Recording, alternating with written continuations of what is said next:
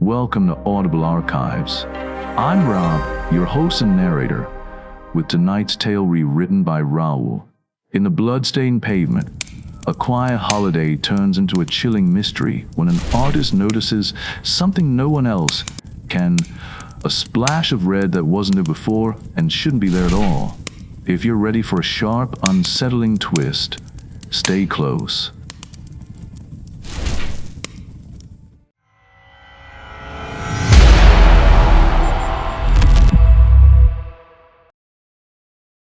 It's strange, Joyce Lemprière said quietly, her fingers laced together as though she were holding something fragile. But I almost dislike telling you this story. It happened 5 years ago, though sometimes it feels like only yesterday, and it has haunted me ever since. On the surface it was all sunlight and bright colors, but beneath that brightness ran something else, something dark. Something that still creeps back to me in dreams. The room listened.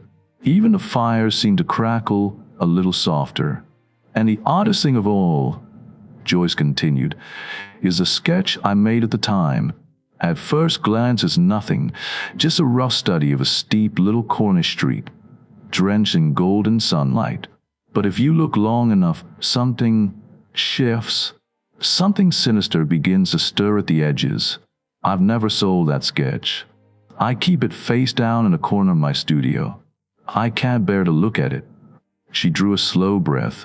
The place was called Rat Hole, a queer little fishing village in Cornwall, almost too picturesque. If you understand me, one of those self-conscious, ye old Cornish places that seem built purely to charm tourists. Hand-lettered mottos, bobbed-hair girls in smocks, pottery and parchment everywhere. Pretty, yes, charming even, but with something hollow underneath. I know the type, Raymond West groaned. Picturesque villages destroyed by coach parties. Narrow lanes choked by charabancs. Joyce nodded. Exactly. And the lanes of Rat Hole are narrow indeed, steep as a wall. I went down there for a fortnight sketching, and I chose the old inn, the Pall Har with Arms, for my first subject. It's supposed to be the only building left standing when the Spaniards attacked in 1500 and something. They didn't show villages then, Joyce, Raymond murmured, frowning. Well, whatever they did, she said crisply, they knocked everything else down. That's beside the point. The inn is beautiful. Stone pillars of the porch, gray slate, crooked windows, an artist's dream. She leaned forward. I had just settled down with my easel when a car came creeping, winding down a hill, ruining my peace. Naturally.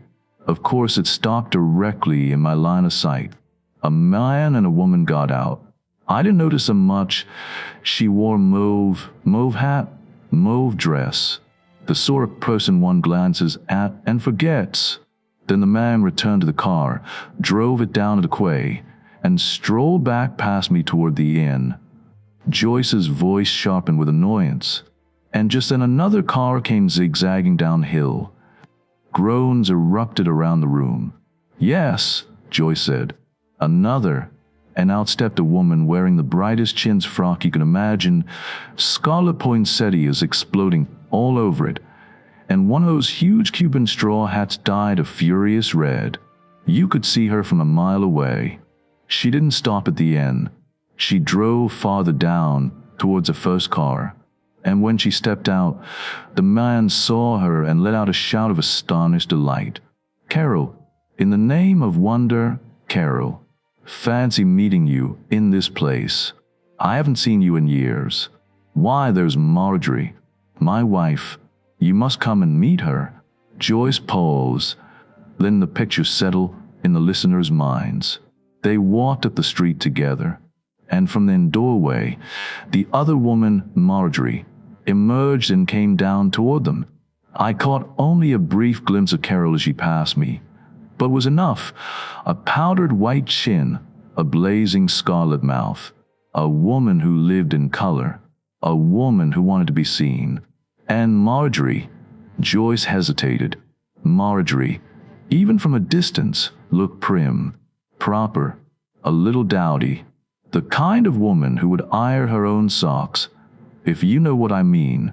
And I couldn't help wondering, just quietly to myself, whether Marjorie would be quite as pleased to meet Carol as her husband seemed to be. A faint, rueful smile touched Joyce's lips. One does get curious glimpses of life when one sketches in public, and I couldn't help overhearing them, just scraps that drifted down the street. They were talking about bathing. The husband, Dennis, I gathered, was full holiday plans. Joyce continued. He was insisting they must hire a boat and row round the headland. There was a cave there, famous locally, he said, a marvel of the coast. Carol declared she hated boats. Her voice had a little dramatic shiver to it, I remember, and suggested taking the cliff path instead. She would walk above and meet the other two at the cave from the landward side. In the end, they agreed. Dennis and Marjorie would go by water. Carol would walk alone along the cliffs. Joyce paused, her eyes far away. Hearing them chatter about bathing made me desperately want to swim myself. It was a heavy, scorching morning, and my sketch wasn't going well. Besides, I told myself the afternoon light would be much better. Longer shadows, softer contrasts.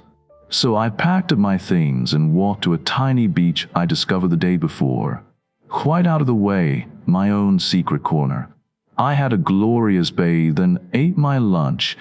Tin tongue and 2 tomatoes, hardly artistic, but satisfying. And finally, full of new energy, returned to Rat Hole to take up my work again. The room was silent, listening. The whole village seemed to sleep in the heap. The afternoon sunlight was exactly as I'd hoped. Leaning across the buildings, deepening their lines, sharpening shadows. The palhar with arms was a main focus of composition, and a sunbeam, slanting across the hill, struck the pavement in front of it with a brilliance that almost hurt the eyes. I assumed the bathing trio had returned safely. 2 swimsuits were hanging from the balcony rail, one scarlet and one dark blue, flapping lazily in the sun. Joyce's expression tightened. One corner of my sketch was misbehaving. My proportions had slipped, so I bent over for several minutes. And when I looked up again, she inhaled slowly. There was a man standing against one of the pillars who hadn't been there before. He seemed to have materialized from the shadows. Seafaring clothes, boots stained with pitch, and a long, dark beard that gave him the sinister air of a storybook pirate. Honestly, if I'd been painting a villainous Spanish captain, he would have been perfect. Joyce shivered slightly at the memory. I began sketching him desperately, afraid he would move. He stood there as though he had stood there for centuries, silent, heavy, brooding. But finally he moved after all, and to my alarm, he walked straight towards me. And then, she said dryly, he started talking. Oh, how that man talked. A ripple of amusement moved around the circle, but it died as Joyce went on. Rat Hole, he began, is a place full of history. I made the mistake of saying I knew that. It didn't help. He launched into the whole saga of the Spanish attack, how the old landlord of the Palhar with Arms was the last of all, run through on his very doorstep by a Spanish captain, how the man's blood spurted across the pale stone step, how no one could wash the stain out for 100 years. It suited the sleepy, almost feverish stillness of the afternoon far too well. His voice was soft, oily almost, but with something cruel underneath. He was deferential, but I felt quite strongly that it could be dangerous, too. He made the Inquisition come alive in a way I've never quite forgotten. She swallowed. All the while he talked, I kept painting. And suddenly I realized something horrifying. In the heat of a story, I had painted something that wasn't there. On the pale, sunlit patch of pavement in front of the inn, I had painted bloodstains. A hush fell across the room. I stared down at my sketch. Then I looked up and received my second shock. My hand had painted exactly what my eyes had seen. She whispered. There were drops of blood on the white pavement. Her voice trembled a little. I blinked, shut my eyes tightly, told myself not to be a fool. But when I looked again, the stains were still there, dark, fresh, unmistakable. And suddenly I couldn't bear it. I cut the fisherman off mid-sentence. I forced myself to speak. Joyce said quietly. My tongue felt thick, my throat dry. Tell me, I said to the fisherman. My eyesight isn't very good. Are those bloodstains on the pavement over there? He looked at me with gentle amusement, almost paternal. Bloodstains? These days? No, lady. What I'm telling you happened near 500 years ago. Yes, but now, on the pavement, the words died in my mouth, because I knew, absolutely knew, that whatever I was seeing, he wasn't. I suddenly couldn't bear standing there any longer. With shaking hands, I gathered my paint, my brushes, my folded stool. It was then that the young man from the car earlier came out indoor. He paused on the threshold, glancing up and down the steep street as though searching for something. His wife appeared on a balcony above, gathering up 2 bathing costumes now dry in the sun. Their colors, scarlet and deep blue, clung wetly against her arms like discarded skins. The man walked toward the quay, then abruptly changed course and crossed the street to where the fisherman leaned against a pillar. Joyce lowered her voice. He spoke anxiously. Tell me, my man, has a lady from the second car returned? The one in the bright dress? Lady with flowers all over her? The fisherman asked. No, sir. I haven't seen her. She went along the cliff path to the cave this morning. Yes, I know. We all bathed there together, and she left us to walk back. I haven't seen her since. It shouldn't take this long. The cliffs aren't dangerous, are they? Depend which way you go, the fisherman replied, slyly. Best to take a man who knows a place. He clearly meant himself, and was just beginning one of his long speeches again, but Dennis didn't stay to hear it. He turned and ran back toward the inn, shouting up to his wife, Marjorie, Carol hasn't come back yet. It's odd, isn't it? I didn't hear her answer. His voice continued. Well, we can't wait any longer. We got to push on to Penrithar. Are you ready? I'll turn the car. They left moments later. The engine echoed hollowly along the cliff walls as they drove away. Joyce's fingers tightened around her teacup, and there I stood, alone, with my nerves still jangling, with that pavement glinting too white in the sun, with the memory of those stains that shouldn't been there. I whispered to myself that I was being ridiculous. So, when the car sound had faded, I walked straight up to the inn. I knelt there like a woman possessed and examined that damned paving stone. And of course, she exhaled. There was nothing. No blood, not a trace. Just perfect smooth stone. A cold little shiver ran around the room. But somehow, said Joyce, that made it 10 times worse. She continued, as I stood there shaken, I heard his voice again, the fisherman's. He was watching me with a strange look. So you thought you saw bloodstains, did you, lady? I nodded. He leaned close. Very curious indeed. We with superstition here. They say, and his voice dropped to a whisper, that if anyone sees those stains, there'll be a death within 24 hours. It sent ice along my spine. He was about to continue, something about a tablet in the church, when I cut him off sharply. I couldn't stand any more of him, his stories, his voice, the way he seemed to enjoy unnerving me. I hurried up the street toward the cottage where I was staying, and just as I reached it, I saw a movement along the cliff path. Joyce leaned forward. It was Carol. The group stirred. She was hurrying, almost running. That gaudy scarlet dress of hers blazed against the gray rocks, impossible to miss. The straw hat, bright as blood, bobbed above her blonde hair. She looked poisonous, like a scarlet poppy among stones. And for a moment, Ridiculous as it sounds, I wonder if she'd done something terrible. But no, I shook myself. I was letting the Fisherman and the phantom stains get into my head. Joyce drew a slow breath. A few minutes later, I heard her car start.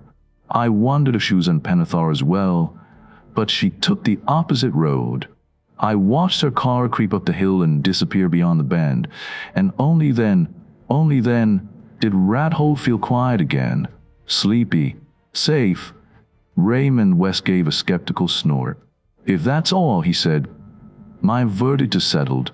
Too much sun, too little lunch, bleary eyes." Joyce didn't smile. "It isn't all.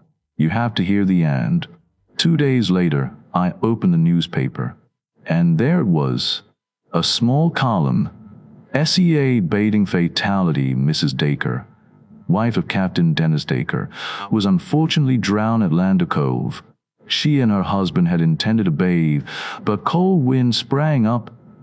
Joyce's voice dropped to a whisper, and all I could see was that bright blue bathing dress hanging on the balcony and the blood I had seen on the pavement. "I read the newspaper twice," she said. "Twice, because the words blurred the first time. SEA bathing fatality. The body of Mrs. Dacre, found washed ashore, a severe blow on the head, believed to struck a rock before death, and then the part that made my blood run cold. The time of death was estimated to be almost exactly 24 hours after she walked back along the cliff path at Rathole. I felt sick.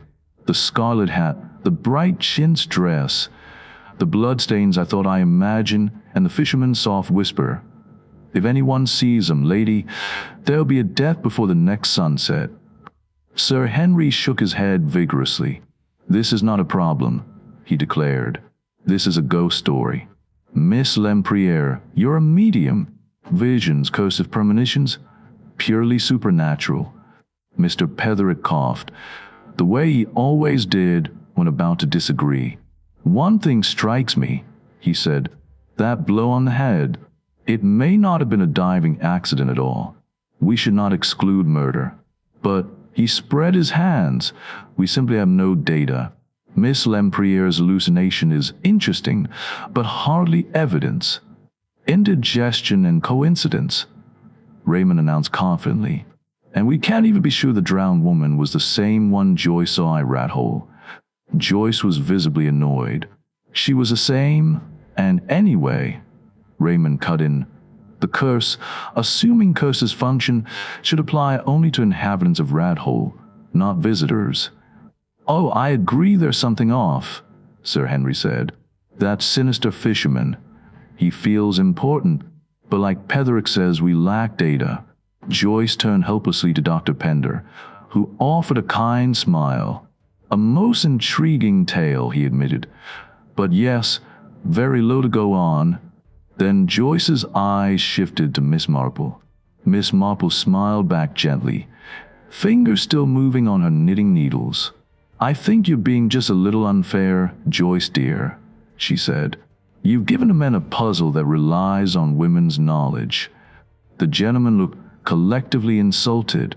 "We women," Miss Marple continued, "are naturally more observant about clothes. I don't think any man here has realized how much changing your three people had to do." Joyce blinked slowly. "A wicked woman," Miss Marple murmured, "and a still more wicked man." Joyce stared. "And Jane, Miss Marple, I really believe you know what happened." "Well, dear," said Miss Marple, folding her knitting calmly, "it's easy to see the facts when one isn't being swayed by atmosphere. You are an artist, so your mind paints shadows. Mine merely observes." She looked around the room. "Joyce saw blood," Miss Marple said. "Actual blood, dripping from the red bathing dress hanging above her." Everyone jolted. "The criminals," she continued, "didn't realize the dress was blood-stained. Red hides red. But the sun fell on it. It dripped down onto that pale pavement." Sir Henry exploded. "But, Miss Marple, I don't understand anything at all." Joyce inhaled sharply. "Let me finish," she said. "There's more." A year later, it was a tiny East Coast village. Joyce continued. "I was sketching again when I felt something uncanny. That déjà vu feeling you can't shake. And then I saw them. 3 people. A man, a woman, and a woman in a scarlet poinsettia dress. The room fell absolutely still. Carol, by all that is wonderful," the man cried. "Fancy meeting you after all these years. Darling, this is Miss Harding." It was Dennis. The same Dennis. The woman beside him was not Margie this time, but Joan. Similar type. Young, dowdy, inconspicuous. And Carol was exactly the same. The same flaming scarlet dress pattern as before. Joyce swallowed, and as they greeted each other, Dennis said the very same thing. "We were just talking of going bathing." That was when I knew. When I knew, I put down my sketching pad, marched straight to the police station, and told the constable everything. Miss Marple nodded softly. "The pattern was always the same," she said. "A young plain wife, a handsome, charming husband, an alluring woman in scarlet. The sea, the bathing. One woman goes to bathe alone. And dies," Joyce whispered. "Yes," Miss Marple said quietly. "Always dies." She looked around the room. Her eyes were gentle, but knowing. These 2, Dennis and Carol, were a pair. A wicked pair. They'd done it before. They were doing it again. And Joyce stumbled upon their ritual, the setup, the pattern. She folded her hands. "Joyce, dear, you witnessed the end of one murder and the beginning of the next." "I honestly thought they'd laugh me out of the building," Joyce said. "I imagined them whispering that I was hysterical or touched in head, but I didn't care anymore. Something inside me said I had to tell someone." She paused, shivering at the memory. As it turned out, they didn't think I was mad at all. There was already a man from Scotland Yard waiting at the station. He'd come down specially about exactly this. It seems they'd begun to suspect Dennis Dacre, except that wasn't his name. He had a whole wardrobe of identities he switched between as casually as ties. Even now, the color drained from her face. "The truth was horrible," she whispered. "He targeted women, always quiet, gentle girls without many relatives. Women who wouldn't fight, wouldn't question, wouldn't be missed. He married them, insured their lives, then..." She swallowed hard. "And the woman calling herself Carol? She wasn't another victim. She was his accomplice and his real wife. They had perfected their plan like performance they'd rehearsed for years." Sir Henry nodded grimly. "Insurance companies don't like patterns," he murmured. "Not when they leak blood." Joyce went on. "They always did the same thing. They would arrive quietly at a seaside village. Dennis with his latest wife. Then Carol would appear a day or 2 later, all flamboyant colors and red lips. They would arrange a bathing trip, and at the right moment, the wife would be murdered in the water. The room held its breath. Afterwards, Joyce said, Carol would put on the victim's clothes and go back with Dennis, pretending to be her. They made a show of asking after Carol, the friend in the flowery dress, so the witnesses would confirm she was still alive. Then outside the village, Carol would change back into her bright, unmistakable clothes, return her own car and drive away. "Clean," murmured Pederick. "Cold. Efficient. And always," Joyce added, "they checked the current, so the body would wash up at the next bathing cove, supporting the lie that she drowned while swimming alone." She shivered. "I suppose when poor Marjorie was killed, some blood splashed onto Carol's red bathing suit. Too dark to see. But when she hung it up in the sun, Joyce closed her eyes. It dripped. I can still see it on the white pavement." Sir Henry exhaled slowly. "Of course. I remember now. His real name was Davis. Remarkable pair, clever, disciplined, monstrous. They created alibis that looked unbreakable. The substitution of the bathing dresses. I can't believe we missed that. Raymond stared at his great aunt. "Aunt Jane," he said quietly, "how you do it? You've lived such a gentle life. Yet nothing ever seems to shock you." Miss Marple folded her knitting gently in her lap. "The world is full of patterns, dear," she said. "People behave much as they always have. When you watch human nature as long as I have, very little is truly surprising." She gave a small sigh. "I remember Mrs. Green down in the village. Buried 5 children, all insured, every one of them. People said it was a run of bad luck. I said it was a run of something else entirely." Her gaze drifted over group, calm and a little sad. "There is a great deal of wickedness in small places," she said softly. "I sincerely hope none of you will ever learn just how wicked." You just heard The Bloodstained Pavement, narrated by Rob and rewritten for Audible, archived by Raul. If this mystery kept you leaning in, make sure to like, comment, and subscribe. Your support helps us bring more stories to life. Until next time, keep your eyes open and stay listening.